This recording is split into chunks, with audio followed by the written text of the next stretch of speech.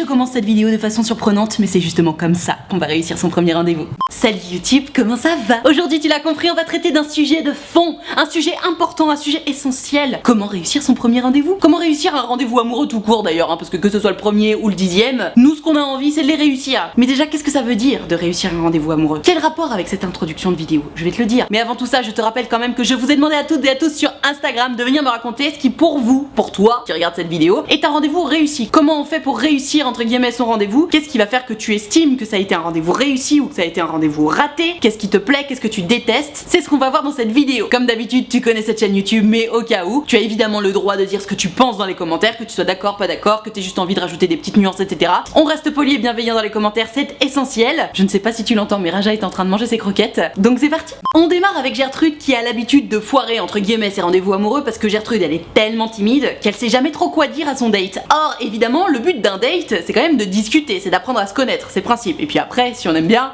on passe à la suite toi-même tu sais. Du coup Gertrude elle propose une solution entre guillemets. C'est chiant ces téléphones qui sonnent pendant que je fais ma vidéo. Du coup Gertrude elle propose une solution entre guillemets pour parer à son problème de timidité. Mais alors moi j'accroche pas du tout, tu vas me dire ce que t'en penses en commentaire. C'est le conseil numéro 1, je te le dis. Coucou Nad, j'ai un conseil pour les dates. Moi je sais jamais trop quoi dire et après je suis gênée. Donc je conseille le date au cinéma. T'as pas besoin de parler et après vous pouvez parler du film. Voilà, bisous je t'adore, j'ai même ton livre Timelapse, entre parenthèses Gertrudisation tu connais. Alors big up pour celles et ceux qui ont lu mon bouquin, au cas où tu savais pas, j'ai bien écrit un roman, moi-même, hein, je l'ai pas fait écrire, et ça s'appelle Timelapse. Voilà, c'était l'instant pub. Maintenant pour ton conseil, ma Gertrude, je suis d'accord et pas d'accord. C'est-à-dire que, pour moi, à partir du moment où tu pars en date avec quelqu'un, l'idée c'est quoi? C'est que soit vous vous êtes rencontrés sur un site de rencontre, soit vous vous êtes rencontrés en vrai, et vous avez envie de passer un peu plus de temps que tous les deux, pour apprendre à mieux vous connaître dans une sphère privée. C'est-à-dire sans personne pour vous déranger, sans personne pour vous couper, sans personne pour vous juger, pour vous déranger. Comme Raja par exemple, mais Raja elle ne dérange personne.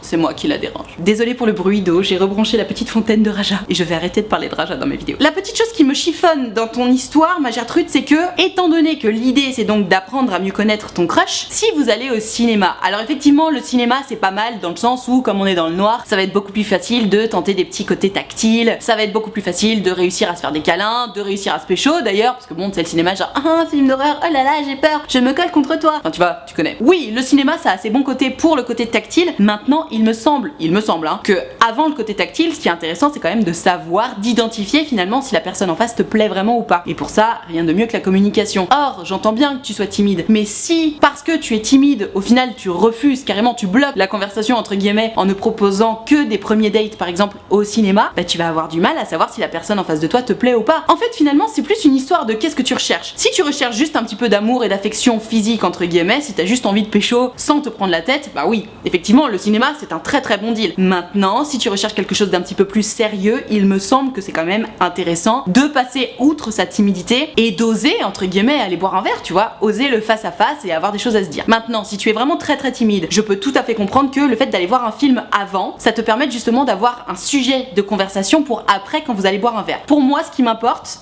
Ça va Raja, je te dérange pas? Ce qui m'importe c'est que avant ou après il y ait quand même un moment, un vrai moment où vous pouvez discuter ensemble, apprendre à vous connaître parce que c'est ça la base de la base de la base. Et alors je te vois venir à 1000 km, tu vas me dire mais Nad, moi je suis trop timide, je sais jamais trop quoi dire. Ne t'inquiète pas, on va voir ça dans la suite de cette vidéo. On enchaîne avec Gertrude qui parle notamment de la préparation pour un date, comment tu t'habilles, comment tu te maquilles, tout ça c'est hyper important en vrai, hein. On va en parler. Hello Nad, pour moi un date réussi, c'est un date où la personne arrive à me mettre à l'aise pour que je puisse être moi-même et qui surtout me fasse rire, que les discussions fusent et qu'il n'y ait pas de blanc. Donc ça t'inquiète pas, on va y revenir, c'est promis. Pour la préparation, simple mais efficace selon l'endroit où on se retrouve. Mais si c'est au resto par exemple, classe sexy, un petit peu mais pas trop, #date. Évidemment un petit peu mais pas trop always. Je vais juste commencer par la préparation parce que c'est dans l'ordre chronologique. Si tu te prépares pour ton date, évidemment je peux comprendre que tu as envie d'être particulièrement beau ou belle, particulièrement sexy. C'est toujours pareil en fait. Le maquillage, le parfum, les fringues sexy, etc. Oui, un peu mais pas trop. Always. L'idée du date, encore une fois, c'est d'apprendre à se connaître. Et plus si affinité, si du coup les deux sont intéressés l'un par l'autre. Mais si t'arrives en mode fashion week, que ce soit pour les mecs ou pour les meufs, hein, si t'arrives en mode fashion week, le message que tu renvoies c'est hello, moi je suis comme ça tout le temps. Donc en soi, si t'es en mode fashion week tout le temps, bah évidemment, ne te prive pas d'être toi-même. Mais il me semble que ça ne sert à rien de sortir la plus belle robe de ton dressing et les plus hauts talons, ou alors ton plus beau costume, si tu n'as pas l'habitude de t'habiller comme ça dans la vie de tous les jours. À part si évidemment ton crush te donne rendez-vous dans un 5 étoiles,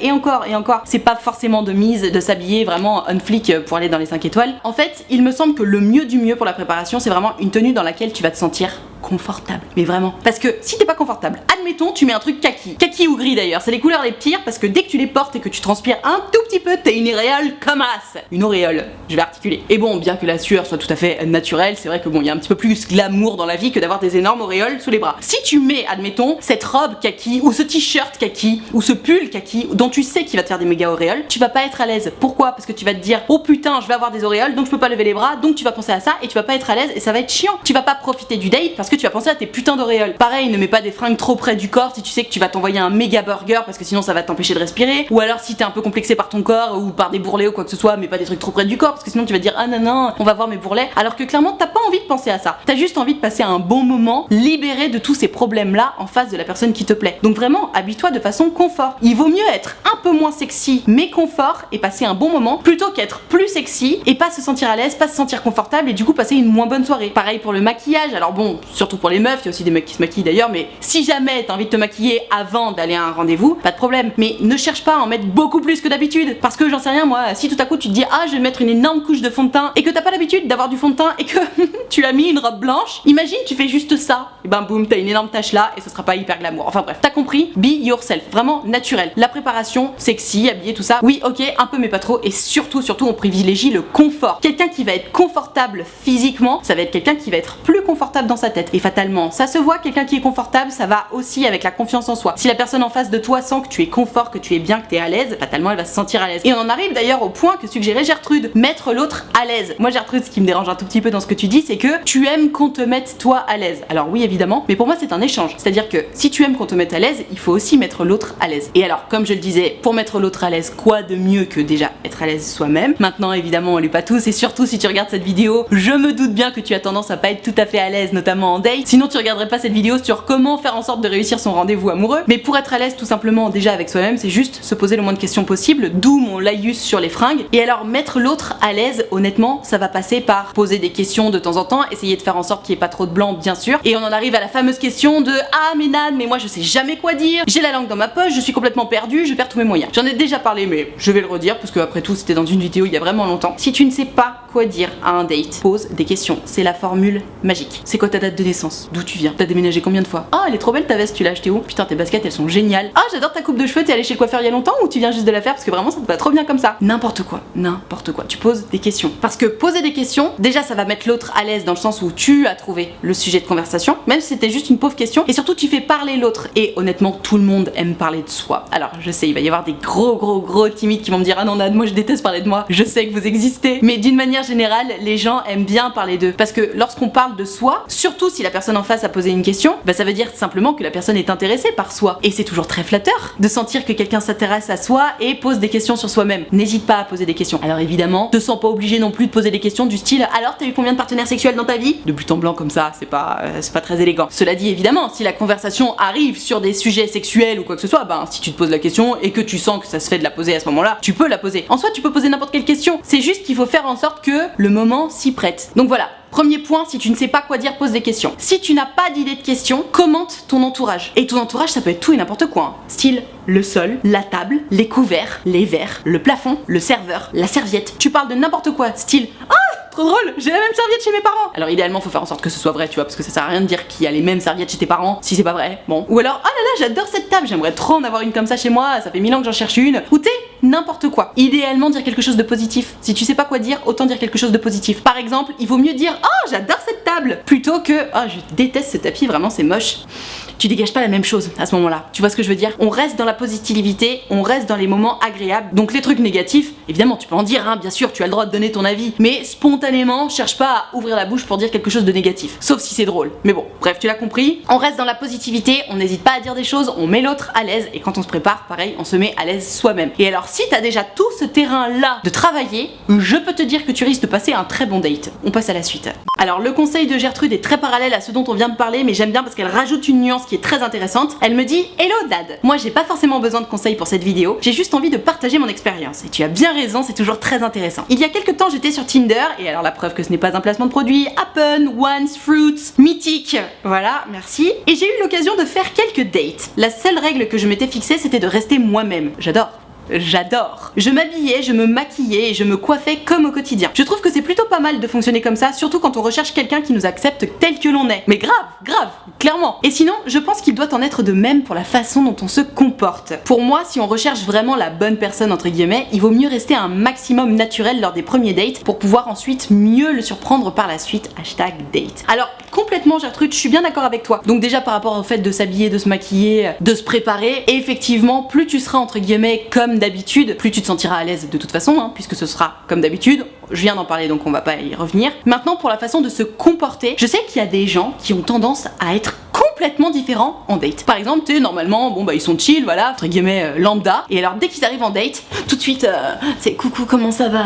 Ouais, je suis trop contente de te voir, attends, je vais mettre mes cheveux comme ça parce que j'ai vu dans la glace que j'étais quand même vachement plus belle avec mes cheveux comme ça. Non, surtout pas ça, surtout pas, hein. On va prôner le naturel always, parce que je parlais de confort tout à l'heure. Si tu as constaté dans la glace que t'es vraiment plus belle quand tes cheveux sont exactement mis comme ça, on est d'accord que tu risques de pas être très à l'aise pendant ton date, parce que tu seras juste focus sur comment sont tes cheveux. Alors évidemment, je peux bien parler sur mes cheveux, moi qui suis tout le temps en train de faire ça, je passe mon temps avec la main dans les cheveux. Désolée si tu l'avais pas remarqué jusqu'à maintenant, mais tu vas voir à quel point j'ai ce tic de merde. Ça pour le coup, c'est un tic, donc moi j'en souffre pas. C'est-à-dire que je suis pas en train de me dire ah putain mes cheveux, y a plus assez de volume sur le haut, oh là là, il faut que je me mette comme ça. Non, en fait j'y pense même pas, ça se fait tout seul. En revanche, si tu penses à ces trucs là, non, ça va être trop chiant. Comporte-toi juste naturellement. Si tu n'as plus aucune idée de comment on fait pour être naturel, très simplement je vais te donner le tips idéal. Fais comme si en face de toi c'était ton pote ou ta pote. Fais comme si tu n'avais pas prévu de plaire à la personne en face de toi. C'est la meilleure façon d'être soi-même. Tu es bien d'accord mon bébé Raja? Oh, fais sa petite toilette, c'est trop chou. À chaque fois que tu vas hésiter à dire quelque chose ou à faire quelque chose, demande-toi si en présence de tes potes tu l'aurais fait ou pas. Si la réponse est oui, fais-le en fait. Parce que si tu ne le fais pas, ça veut dire que tu te brimes. Alors attention, depuis tout à l'heure je dis oui, n'en fais pas trop parce qu'il faut rester toi-même, n'en fais pas moins non plus. Tu es toi-même, c'est-à-dire un subtil équilibre entre le trop et le pas assez. Reste toi-même. Si tu as des grains de folie, tu as le droit de les montrer parce que ça fait partie de toi en fait. Et encore une fois, dans un date, vraiment les maîtres mots c'est on est là pour apprendre à se connaître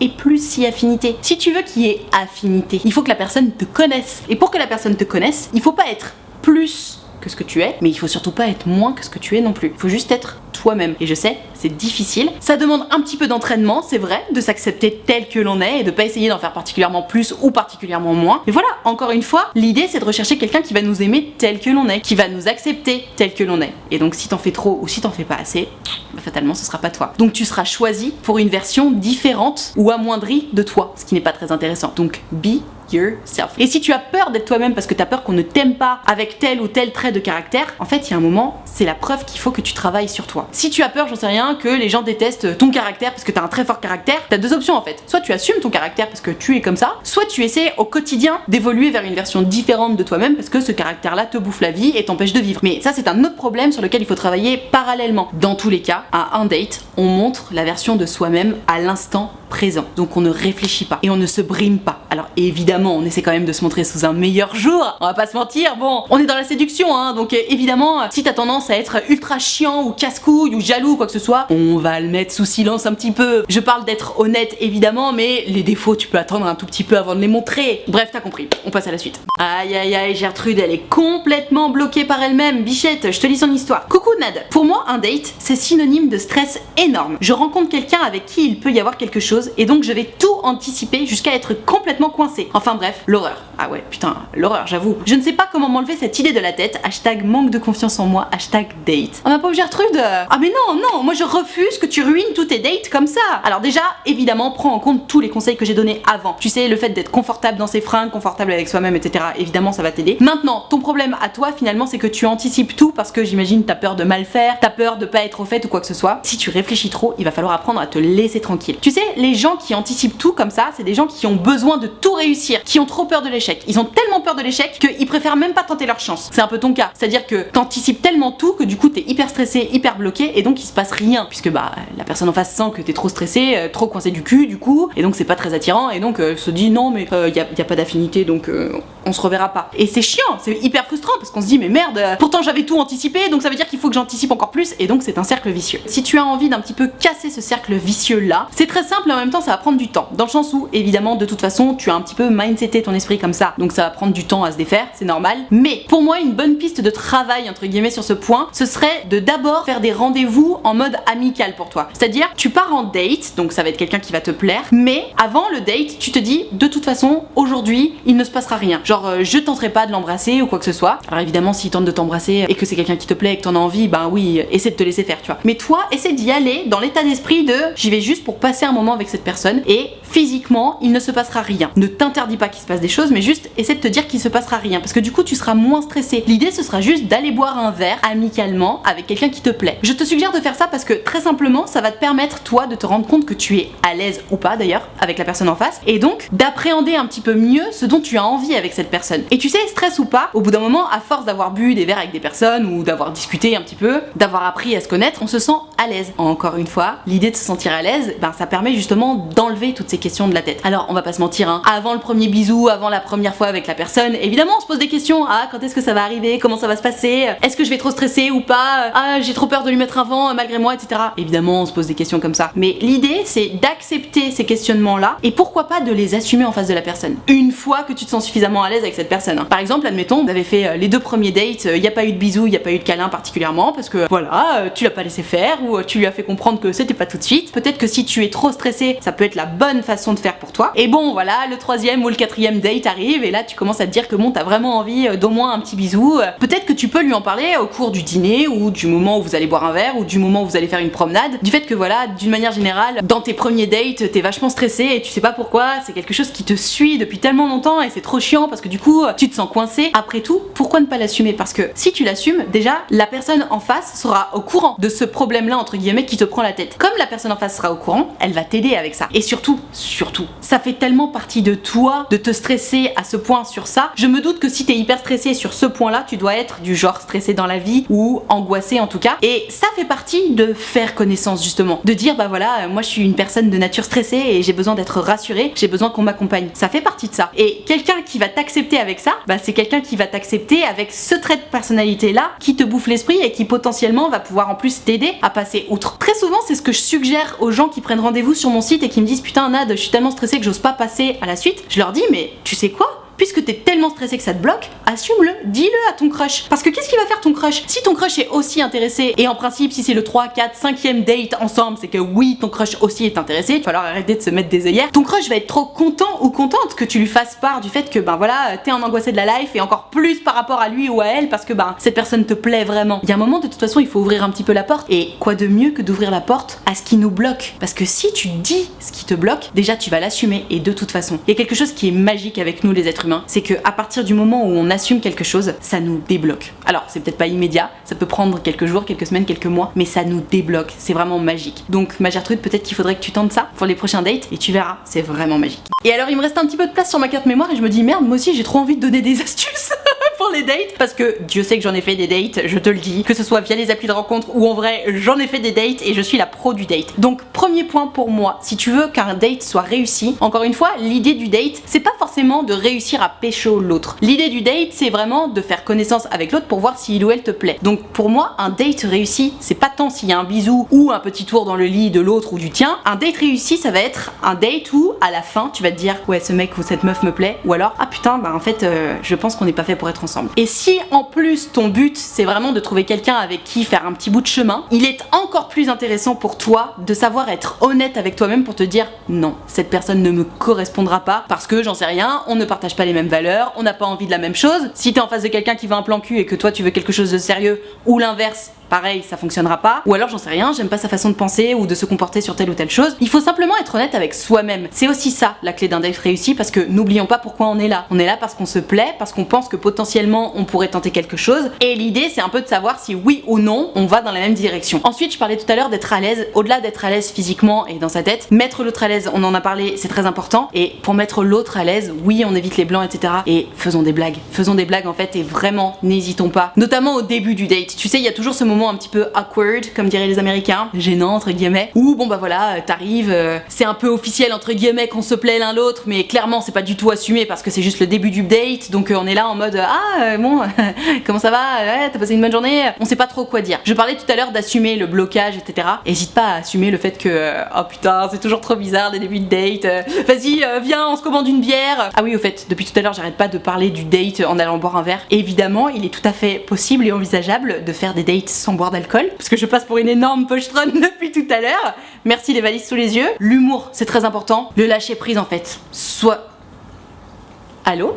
Désolée, on me dérangeait sur mon téléphone. Je disais donc, pareil, ne pas hésiter à être spontané, notamment si tu sens que l'autre en face est très mal à l'aise. Par exemple, pour ma part, bon, tu te doutes bien que la timidité, le manque de confiance en soi, ça a jamais été trop un problème pour moi en date. En revanche, je me suis très souvent retrouvée en face de personnes qui n'étaient pas très à l'aise. Et si jamais tu fais partie des gens qui, comme moi, ont pas trop de problèmes de timidité, de blanc ou de trouver des sujets de conversation, n'hésite pas à aider l'autre, notamment au début, parce que c'est le moment où tout le monde est mal à l'aise. C'était facile pour moi de dire ah comment ça va, allez on est un peu stressé là, on va se commander un verre, hein, ça va aller mieux. Bon alors t'as passé une bonne journée, comment t'es venu en rétro, enfin t'es juste, je disais tout et n'importe quoi qui me passait par la tête jusqu'à temps que la personne en face se sente bien. Alors parfois c'était même trop, j'ai même eu parfois des retours de mecs qui me disaient putain t'étais tellement on fire, je me suis dit mais c'est pas possible, t'as pris de la coke avant de venir.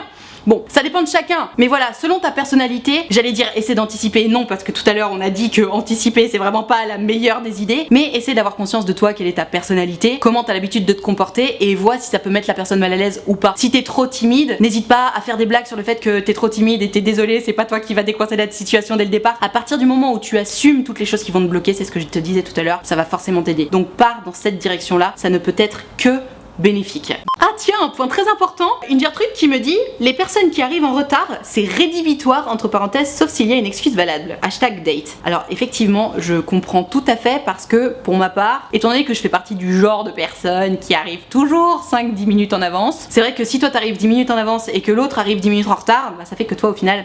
t'as attendu 20 minutes. Maintenant, attention, pour moi, il y a retard et retard. Quelqu'un qui va arriver avec 5, 10, allez, 15 minutes de retard, franchement, c'est largement pardonnable. C'est pardonnable, on appelle même ça le quart d'heure de politesse. Donc, pourquoi pas. Maintenant, effectivement, quelqu'un qui va arriver avec 30 minutes de retard, 45 minutes, 1 heure...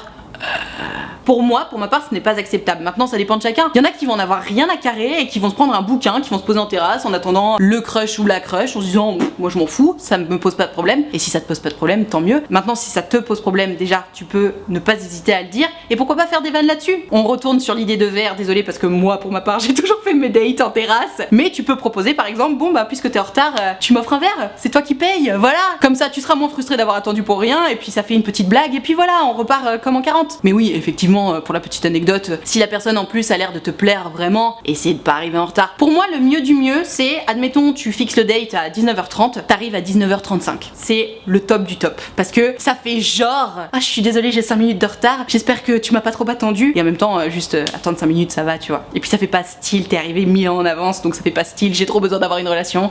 Voilà. C'est ce que j'ai toujours fait. Voilà, sur cet aveu, je vais m'arrêter là pour cette vidéo sur comment réussir un date. J'espère que ça t'a intéressé, j'espère que ça t'a appris des choses, peut-être que ça t'a aidé aussi, surtout j'espère. Donc si c'est le cas, n'hésite pas à me mettre le pouce bleu, ça me fera trop plaisir. Tu peux aussi t'abonner à cette chaîne et tu peux cliquer sur la cloche parce qu'en cliquant sur la cloche, t'as une notification quand je sors des vidéos et ça c'est le feu. Si jamais t'as envie de pouvoir participer à mes prochaines vidéos, c'est sur Instagram que ça se passe. Alors là, je vais pas en tourner pendant un petit moment parce que du coup je pars en vacances, mais du coup tu verras ce qui se passe pendant mes vacances et ça c'est un peu stylé aussi. Hein, tu verras, je pars en vacances avec mon bébé Raja. Évidemment, n'abandonnez pas vos animaux s'il vous plaît pour partir en vacances, c'est très grave de faire ça. Donc tu n'as qu'à venir me suivre sur Instagram et tu verras, je poste toujours des stories quand je prépare mes vidéos et c'est à ce moment là qu'il faut venir me raconter ton histoire par message privé. Donc je t'attends dès à présent sur Instagram pour mes stories, pour mes posts, pour mes vidéos et pour Raja. Et alors si t'es pas très branché Instagram et que t'as envie de me raconter malgré tout ton histoire et que t'as pas envie que ça passe en vidéo ou alors si t'as envie de discuter directement en direct avec moi, c'est possible. J'ai créé un site internet qui s'appelle utilefutile.fr, le lien est dans la barre de description et sur ce site internet tu peux prendre rendez-vous avec moi. Tu peux prendre un rendez-vous soit de 20 minutes, soit de 45 minutes selon si ton histoire est longue ou pas, selon si t'as beaucoup de questions à me poser, selon si t'as besoin d'en parler beaucoup ou pas aussi, c'est possible. Et tu peux choisir de me raconter tout ça à l'écrit, au téléphone ou en visio, selon ce qui te met le plus à l'aise. Pour ma part, évidemment, j'ai une petite préférence pour le téléphone et la visio parce que c'est plus rapide, c'est plus authentique. On a le temps de se dire tellement plus de choses au téléphone ou en visio qu'à l'écrit. Maintenant, si t'es un petit peu timide et que tu te sens plus à l'aise à l'écrit, notamment pour un premier rendez-vous, n'hésite pas, y a pas de problème avec ça. Dans tous les cas, si t'as envie de prendre rendez-vous avec moi et que t'as peur, que t'oses pas, que t'as peur de me déranger ou quoi que ce soit, n'aie pas peur, ça va bien se passer. Je suis évidemment très polie, très gentille et très bienveillante, ça fait partie de mon boulot. Et surtout, c'est toujours un plaisir pour moi de vous avoir en séance. C'est toujours très intéressant de discuter avec vous en direct, donc voilà. N'hésite pas, ce sera forcément un plaisir pour moi. Le lien est dans la barre de description, utilefutile.fr. Je te rappelle également que l'option de souscription payante à ma chaîne YouTube est activée. Ce sont les abonnés de diamant. Tu dois les voir un petit peu partout dans le chat et dans les commentaires. Mes abonnés de diamant, ils sont là pour me soutenir. C'est la raison pour laquelle il y a une cotisation de 5 € par mois pour venir les rejoindre. Ou plus d'ailleurs si tu le veux et que tu le peux. Et moi, pour remercier mes abonnés de diamant de tout ce soutien, parce que 5 € par mois, ça fait plaisir, je leur ai créé un groupe Facebook dans lequel on discute tous ensemble. Je leur fais des lives exclusifs rien que pour eux 3 fois par semaine. Et tu l'auras compris, il y a une très bonne ambiance sur le groupe. Tout le monde discute avec tout le monde et c'est très sympa. Donc si t'as envie de venir les rejoindre, pareil, surtout n'aie pas peur, n'hésite pas. Tu seras forcément bien accueilli. Ça fait partie des règles d'or des abonnés de diamant. Tout ceci étant dit, merci infiniment d'avoir suivi cette vidéo en entier. Et moi, en attendant la prochaine vidéo, je te fais des très gros bisous.